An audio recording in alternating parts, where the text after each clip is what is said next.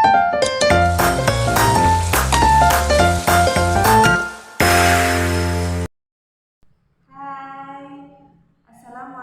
warahmatullahi wabarakatuh. Perkenalkan, nama saya Naila dengan NIM 240300426.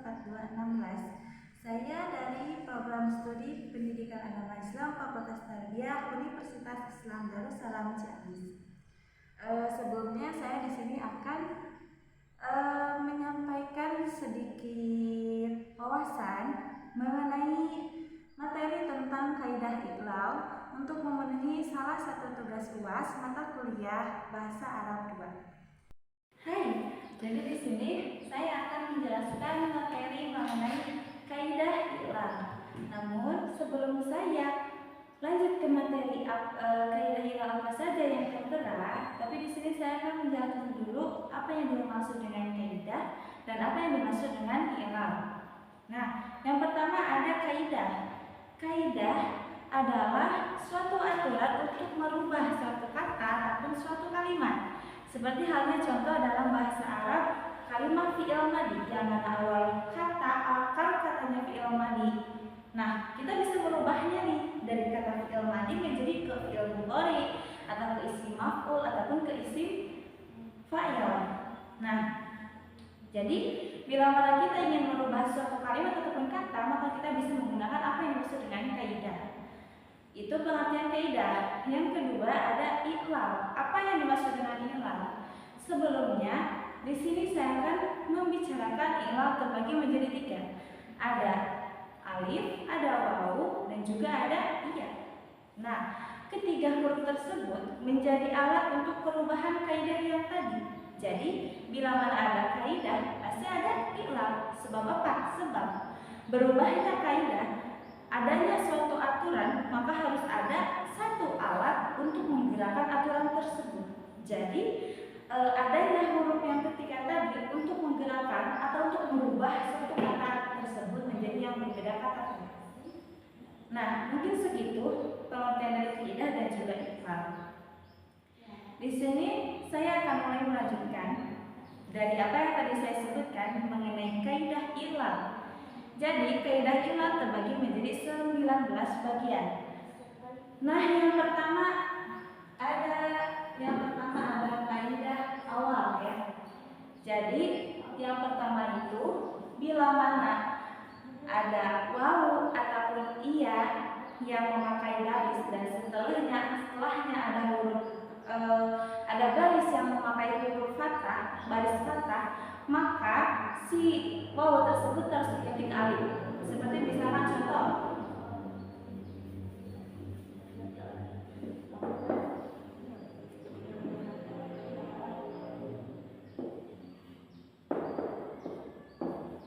seperti halnya contoh di sini ada terdapat lafaz qola.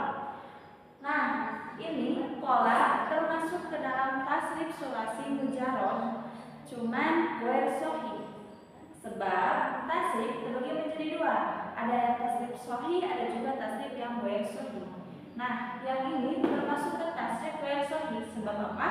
Sebab asal muasal dari ketiga hurufnya ada salah satu huruf yang elat. Maksudnya ada huruf yang bukan asal. Kenapa? Karena kola asal katanya bukan akar katanya bukan kola, melainkan kola.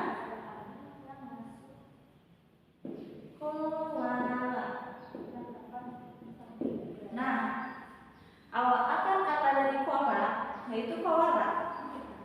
Ini salah satu contoh dari macam-macam kaidah iqlal yang 19. Yang pertama ada seperti halnya contoh ini, yang mana tadi telah saya sebutkan, bila mana ada wawu ataupun iya yang memakai baris fathah dan sebelumnya ada huruf yang barisnya fathah, maka si wawu tersebut harus diganti ke alif. Maka menjadi kola.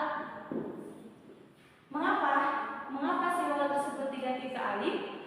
Sebab pelanggaran pertama sesuai dari arahan kaidah iqlal yang tadi saya sebutkan, dan yang kedua Sebab bila mana ada huruf erat wawu yang memakai garis patah, maka itu hukumnya berat. Nah, lalu yang kedua ada misal contoh yang kedua, bila mana ada wawu atau iya yang berharokat, yang dimana ia posisinya berada di tengah-tengah, berada menjadi ain fi'il bina ajwa. Lalu sebelum huruf tersebut yang dipafiilnya adalah huruf shohi yang mati atau sukun, maka baris wawu atau iya tersebut harus dipindahkan ke huruf sebelumnya. Contoh seperti lafaz yakulu. Di sini yakulu bukan akar dari kata tersebut. Yakulu asalnya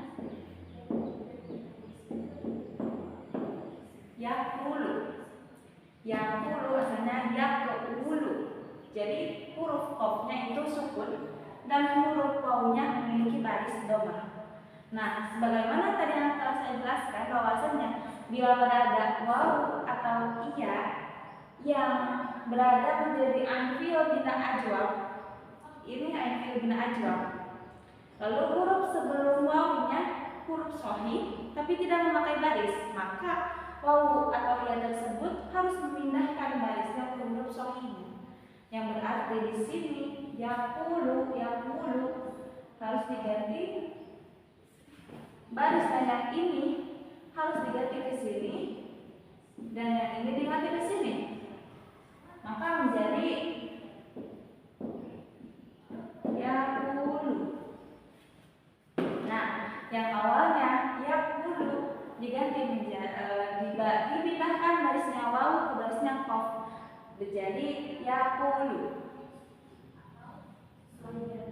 Ataupun contoh yang lihat yabi'u.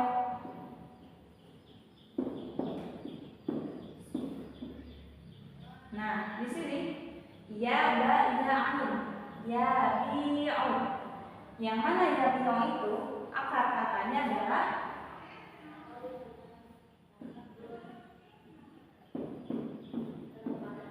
maaf, bukan akar kata tapi asal kata ya. Yabi'u asal katanya yabi'u. Jadi yang sukun itu ba-nya. Kan di awal yang sukun itu iya, cuman sekarang ternyata yang pada asalnya yang sukunnya itu ba. Jadi yabi'u. Nah, sebagaimana tadi yang telah saya jelaskan bahwasanya bila mana ada wawu atau iya yang berharokat tapi huruf sebelumnya huruf shohi mati sukun, maka baris dari wawu dan iya tersebut harus diganti, harus dipindahkan ke huruf sebelumnya, huruf ba, maka balik lagi menjadi yabi'u.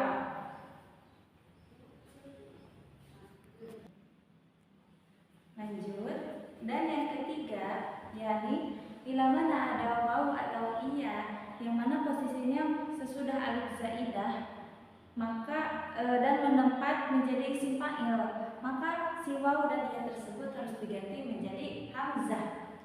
Contoh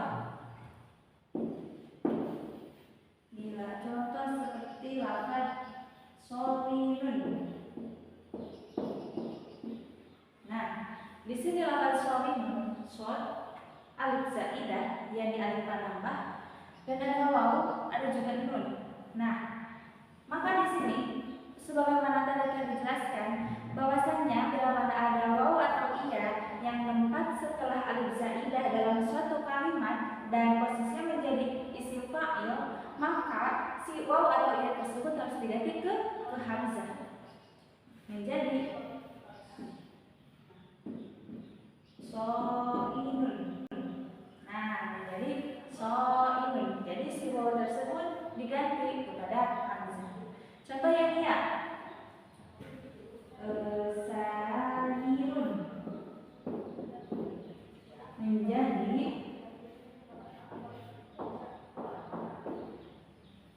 contoh sajirun, maka menjadi sa'irun, yang mana anu kepada wazan fa'ilun, fahuwa fa'ilun, fahuwa shawilun.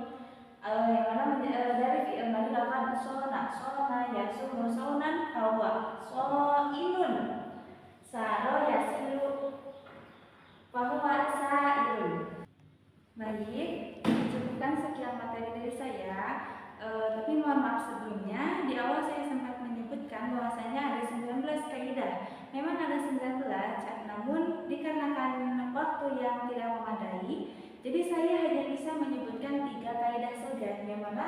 Yang pertama, ada kaidah bila mana ada waw ataupun iya yang memakai baris dan huruf setelahnya sebelumnya memakai baris, maka si waw atau iya tersebut harus diganti menjadi alif. Contoh di sini saya memberi contoh lafaz kola. Kola yang asalnya koala, huruf ko, waw dan lam. Di sini ada waw yang memakai baris yang bertempat setelah huruf yang memakai baris serta fathah, maka si waw tersebut harus diganti lagi ke alif menjadi kola. Contoh yang iyanya di sini saya ulangi, oke? Ada yang badiaan. Nah, di sini iya tersebut tempat setelah huruf yang mana huruf tersebut berharokat fathah, maka iya tersebut harus diganti ke alif menjadi ba. Kaidah yang kedua ada bila mana ada waw ataupun iya yang mana si waw atau iya tersebut tempat menjadi ain di fi'il bina ajwab dan yang memakai baris, namun huruf sebelumnya tidak memakai baris, maka si barisnya waw tersebut atau iya tersebut harus diganti, harus dipindahkan ke baris sebelumnya. Di sini saya memakai contoh yang wulu. Di sini huruf sahih qaf tidak memakai baris alias sukun, dan setelahnya ada huruf i'rab waw yang memakai baris dhamma, maka si baris waw tersebut harus diganti ke qaf menjadi yaqulu. Ataupun yang iya ada yabi'u dari ba'a yabi'u.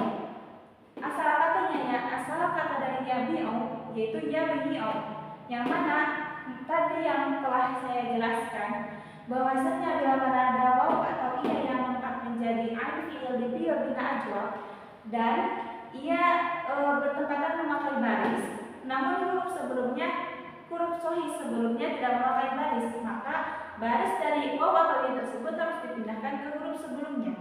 Seperti yabi'u, ba huruf sahih di sini tidak memakai baris, maka si iya harapkan barisnya harus dipindahkan ke ba menjadi yabi'u.